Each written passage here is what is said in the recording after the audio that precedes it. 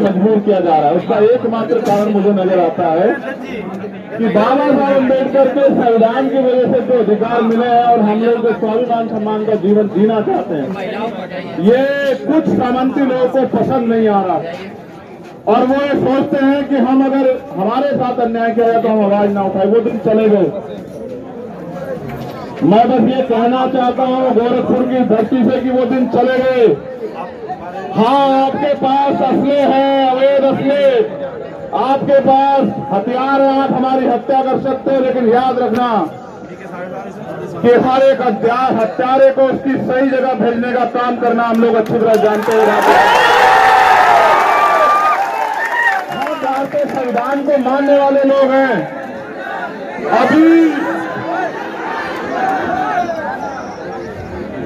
अभी हमारे पास वो ताकत नहीं, राजनीतिक ताकत, जिस ताकत के बल पे ऐसे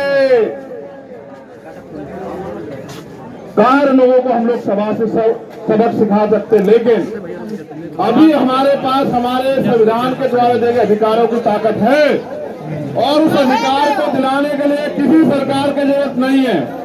उस अधिकार को दिलाने के लिए हम और हमारा शरीर ही बहुत है, हमारे समाज का जो ये ताकत आज यहाँ खड़ी है।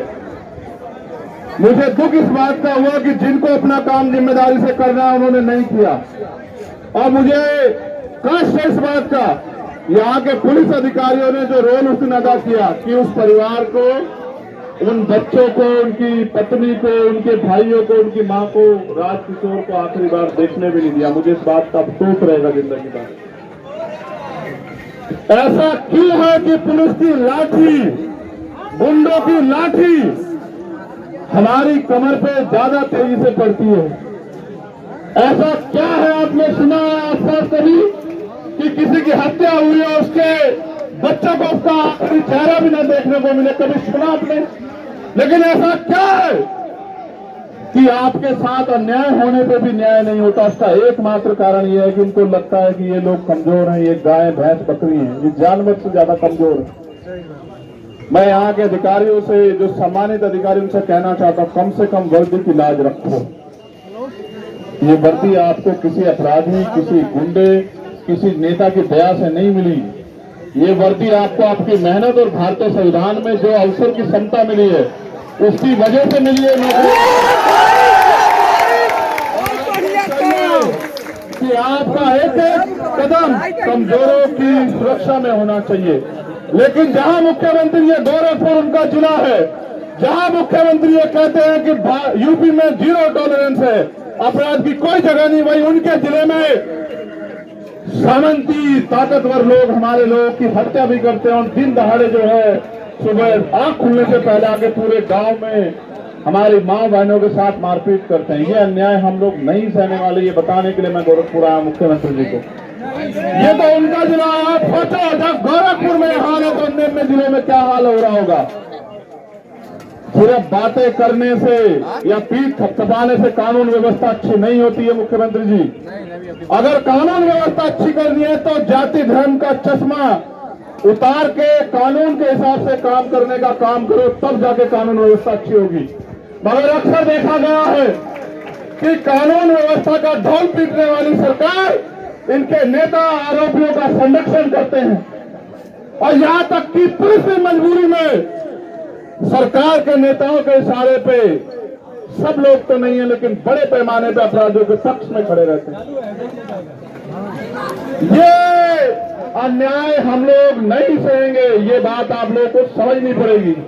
और जो बात मैं आपसे कह रहा हूं, स्पेशली नौजवानों से कह रहा हूं, अगर इस तरह मरना है तो फिर लड़ना सीखो।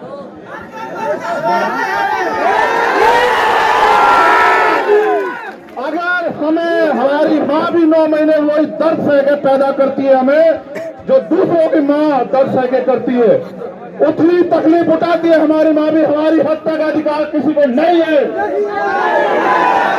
अगर हमें हत्या ही हमारे नसीब में लिख दी गई है तो हमारे लोगों को इसके खिलाफ लड़ना भी आना चाहिए।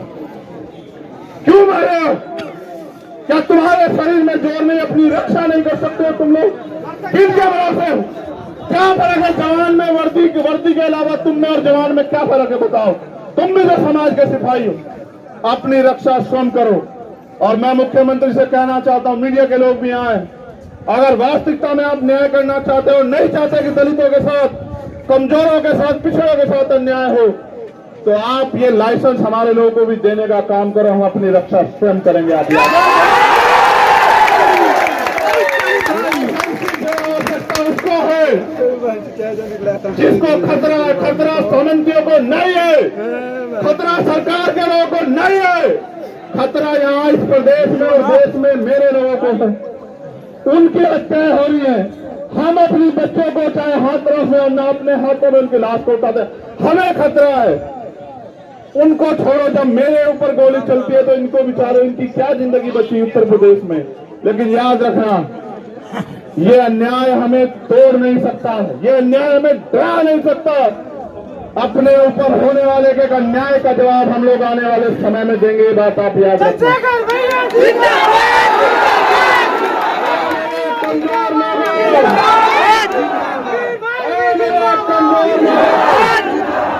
रोज रोज रोने से अच्छा है एक दूसरे के हाथ पकड़ के एक दूसरे की ताकत बनो, ढाल बनो, एक दूसरे का संरक्षण करो, रक्षा करो। तुम्हारी संख्या इतनी है कि दुश्मन की गोलियां कम पड़ जाएंगी। मैं आपसे कहना चाहता हूं, आंखों का पानी सूख गया, इतनी बार तकलीफ होती है। जितनी ताकत से आप यहां आए हो मेरे आने पे, हर अन्याय के खिलाफ इतनी ताकत से जाओ कि हर ताकतवर को, सावंती को, हर अन्याय अत्याचारी को पता लग जाए कि तेरे दिन अब ज्यादा नहीं है उत्तर प्रदेश में। और मैं प्रशासन के लोगों से कहना चाहता हूं, जो मांगे हमने रखी हैं परिवार के लिए और उन लोगों के लिए जो घायल हैं, अगर उन मांगों को 15 दिन में पूरा नहीं किया गया, 15 दिन उनके, 16वां दिन हमारा, मैं वचन देके कहता हूं अपने परिवार को,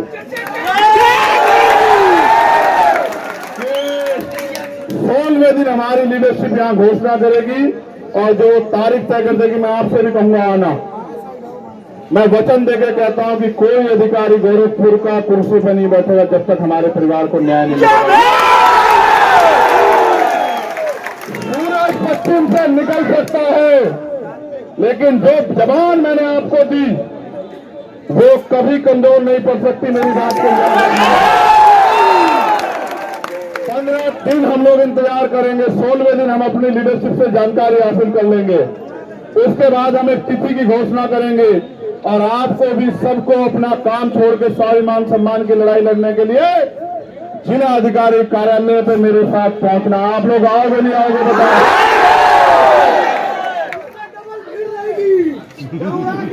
इससे ज्यादा रहेगा कि आप ये समझो कि हमारी जिम्मेदारी तो अदा होगी है। उस दिन तो हम चले गए थे, हम तो 2 आंसू बहाए, हम तो 4 नारे लगाए आए। अब हम क्या करेंगे? राजकिशोर के घर जाके ऐसा तो नहीं होगा, ऐसा तो नहीं होगा कि राजकिशोर का परिवार, ऐसा तो नहीं होगा मेरा ये राजकिशोर का परिवार ये सोचेगा कि ये भी लोग झूठे निकले नेताओं की तरह। तो चलो मेरे साथ हाथ उठा के वचन दो कि जब भी तारीख डिसाइड होकर आएगी,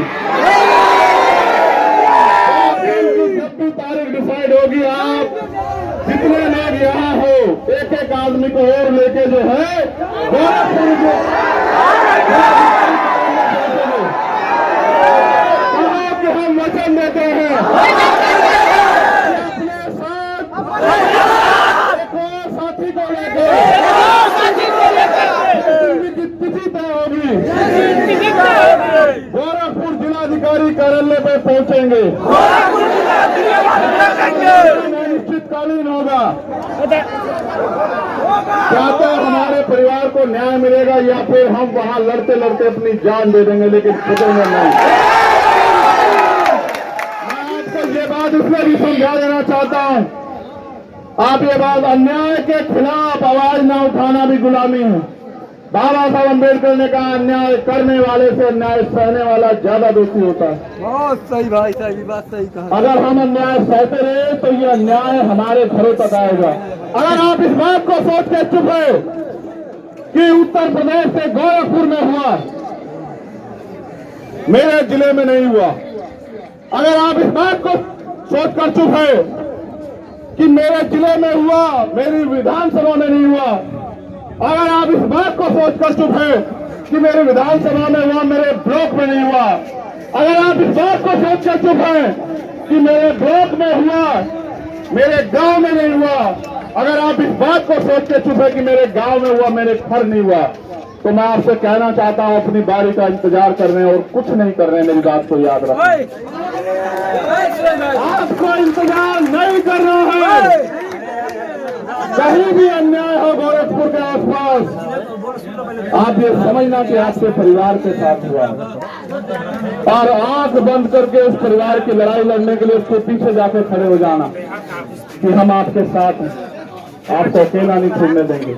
आज राजकिशोर का परिवार सोच रहा होगा कि ये परिवार, ये समाज उसके साथ खड़ा होगा, नहीं, ऐसा तो नहीं, वो डर जाएंगे। क्या राजकिशोर का परिवार डर जाएगा? उनकी एक मांग है, उन्होंने मुझसे कोई मांग नहीं की मेरे लोगों, उन्होंने एक मांग की कि हमें न्याय दिलवा दो। उन्होंने मुझसे नहीं कहा कि उन्हें कोई आर्थिक मदद चाहिए, उनको कोई जमीन चाहिए, सुरक्षा, कुछ नहीं। क्या हम राजकिशोर को लौटा सकते हैं? लेकिन ये भी तो सही नहीं कि और किसी राजकिशोर के साथ ऐसा। तो मैं सामंतियों को भी ये बात कहना चाहता हूं कि औकात में रहो। हर चीज की एक सीमा होती है और जिस दिन कमजोर करो मरो की स्थिति में आता है, उस दिन उसका मुकाबला करने के लिए कुछ बचता नहीं। आज हम प्रदेश और देश में इसी स्थिति में चला है कि करो और मरो जैसी स्थिति है। क्या तो अपनी जान बचाने के लिए लड़ो या फिर मरो। आप लड़ना चाहते हो, मरना बताओ। लड़ना चाहते हैं तो मैं आपको तिथि भेजूंगा, 15 दिन के बाद आप लोग आना। और एक चीज याद रखना, मैंने जब आपको वचन दिया तो फिर चाहे मेरी जान क्यों ना चली जाए, मैं आपके उस वचन पे खरा उतरूंगा। मुझे इतना भरोसा है आपके ऊपर। आप लोग भी अपने वचन पे खरा उतरना।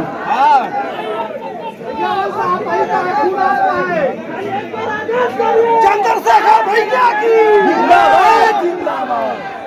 कोई अन्याय होगा तो जब तक न्याय नहीं मिलेगा, जब तक इस देश की न्यायपालिका हमें तत्कालिक न्याय नहीं देगी, तब तक हम लोग रास्ते नहीं छोड़ेंगे। हम पूरे देश को बंद कर देंगे। आप लोग याद रखना, हमें करना पड़ेगा कि अगर हमारे साथ अन्याय हो तो हम पूरे प्रदेश की व्यवस्था को चौपट कर दे, पूरे प्रदेश व्यवस्था को तैयार हो। तैयार हो, उठा के रखो, इतने कमजोर मत बनो, उठा के रखो दोनों हाथ।